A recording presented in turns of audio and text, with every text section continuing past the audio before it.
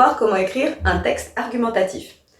Un texte argumentatif est un texte qui va défendre un point de vue. On va pouvoir dégager le thème. Le thème va être le sujet de l'argumentation. Ensuite, on va défendre une thèse. La thèse, ça va être ton opinion ou ton point de vue en ce qui concerne le thème. Pour défendre ton point de vue, donc pour étayer la thèse, eh bien, tu vas utiliser ce qu'on appelle des arguments. Les arguments, ce sont les raisons que l'on va donner pour démontrer la thèse défendue. Ensuite, pour illustrer ces arguments, on va utiliser des exemples. Ils vont venir illustrer, comme je le disais, et valider les arguments. À l'intérieur de mon texte, je vais employer des mots de liaison qui vont être utiles afin d'organiser les idées entre elles. Donc, si je formule ma thèse, je ne sais pas si je prends un sujet sur que penses-tu des réseaux sociaux, par exemple. Et moi, ma thèse, c'est, je pense que les réseaux sociaux peuvent parfois comporter certains dangers. Imaginons. Et bien après, donc ça, ce sera mon opinion. Sachant que je peux aussi développer une opinion qui va être après de dire, mais je considère que c'est aussi utile. Je peux évidemment défendre plusieurs angles. Ça, c'est tout à fait faisable. Et donc, pour faire mon paragraphe, eh bien, je vais utiliser des mots de liaison afin d'amener mes arguments. Tout d'abord, je vais ensuite exposer ma première idée, mon premier argument, et je viendrai l'illustrer avec des exemples. Un exemple par argument ou 2 exemples par argument. Pas beaucoup plus. Après, c'est vite l'effet catalogue. C'est pour ça que j'ai mis le 2 entre parenthèses, mais pas plus que ça. Ensuite, là, je viendrai après amener mon deuxième argument et mes exemples. Et enfin, mon argument 3 et autres. J'ai bien d'autres mots de liaison, en effet, de plus, de surcroît. Donc, tout ça, il faut essayer de les utiliser à bon escient et les varier afin de ne pas trop se répéter. Si jamais on te demande plus qu'un paragraphe argumentatif, parfois tu verras au fur et à mesure, on pourra te demander une introduction.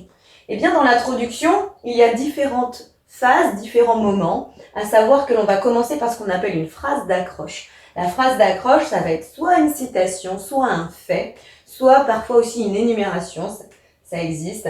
Et ensuite, on va venir reformuler le sujet. Donc, on va reformuler la question du sujet. Et parfois même, on te demandera d'annoncer ton plan. Tout d'abord, ou d'une part, nous verrons que, puis nous analyserons que, on peut dire ça par exemple.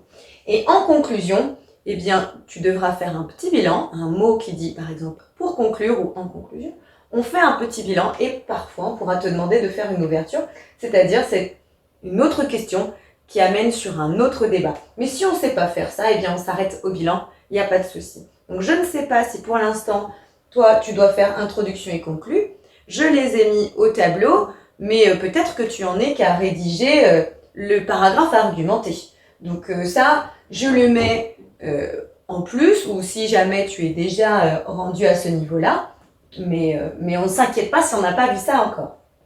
Si jamais tu dois faire les introductions et les conclusions, eh bien il faut les rédiger intégralement au brouillon, puisque c'est ce qui vient encadrer le devoir, c'est le début et la fin, et donc il faut être soigneux concernant ces 2 moments du devoir. Mais le développement, donc les idées, le paragraphe, eh bien là, on va faire un plan détaillé, on ne va pas tout rédiger, on n'aura pas le temps. Donc ça, on le met sur son brouillon, et donc pour ce faire, on n'hésite pas à faire des ratures, à mettre des numéros, des abréviations et tout ça.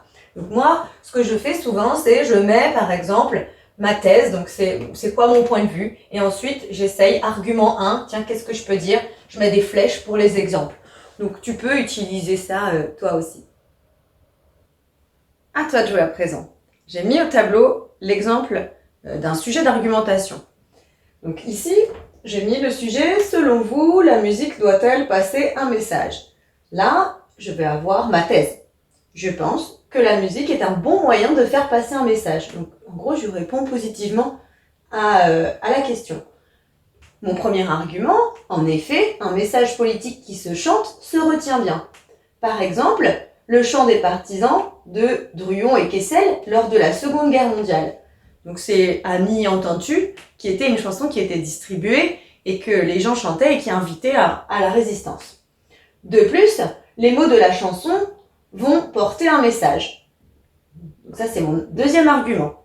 Et pour illustrer, voici mon deuxième exemple. On peut citer la chanson Carmen de Stromae et la paronomase « Comme ça qu'on s'aime, comme ça qu'on somme ». Qu'on s'aime, consomme, il y a un son de différence et en français, ça s'appelle une paronomase. Et en fait, là, j'essaye juste d'expliquer que le son de la musique, bien agencé avec les mots, ça apporte un message ici qui est un message un peu social. Et dans cette chanson que tu connais sans doute, eh bien, on est en train de dire que l'amour est montré comme un bien de consommation. Donc, c'est un petit peu la critique des réseaux sociaux et du fait que maintenant, les relations entre les gens, elles sont un petit peu faussées. On aurait pu, sur ce type de question, mettre une autre thèse qui était la musique, selon moi, a bien d'autres intérêts que celui de faire passer un message, comme le plaisir que ça va procurer.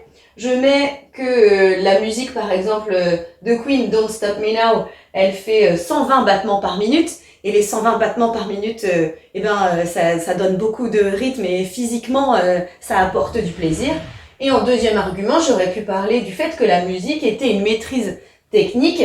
Et là, j'aurais pu citer le film Amadeus de Milos Forman, qui parle de la vie de Mozart et comment Mozart arrivait à composer. Tout ça pour dire que il y a plusieurs thèses qui sont possibles. Soit on te demandera de développer une thèse, mais ici, tu vois bien que je réponds positivement et en même temps, sur une deuxième thèse, je peux ajouter des informations supplémentaires.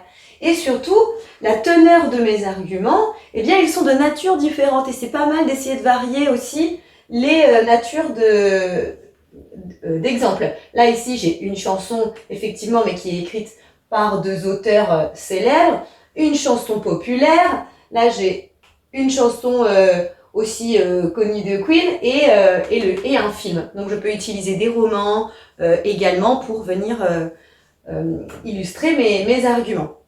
Et du coup, j'ai mis ici plusieurs phrases et il va s'agir pour toi de savoir s'il s'agit de la thèse qui est défendue, du sujet ou du thème, du premier argument, du premier exemple, de l'argument numéro 2 ou de l'exemple numéro 2.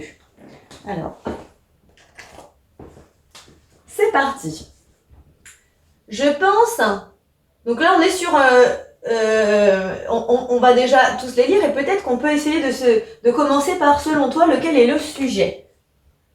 Alors, est-ce que c'est « Je pense que c'est un média intéressant », de plus la publicité est un art, selon vous, faut-il supprimer la publicité ? Cela renseigne sur le prix, la composition du produit. En effet, la publicité a un but informatif. Les publicités pour les parfums qui sont des courts-métrages. Donc là, si je cherche un sujet à défendre le thème, on est d'accord que c'est la question en fait. Donc il est là le sujet. Et donc, une fois que j'ai donné le sujet, eh bien je cherche la thèse. Et là, où est-ce qu'elle est la thèse ? La thèse, c'est celle-là. Je pense que c'est un média intéressant. Mon premier argument.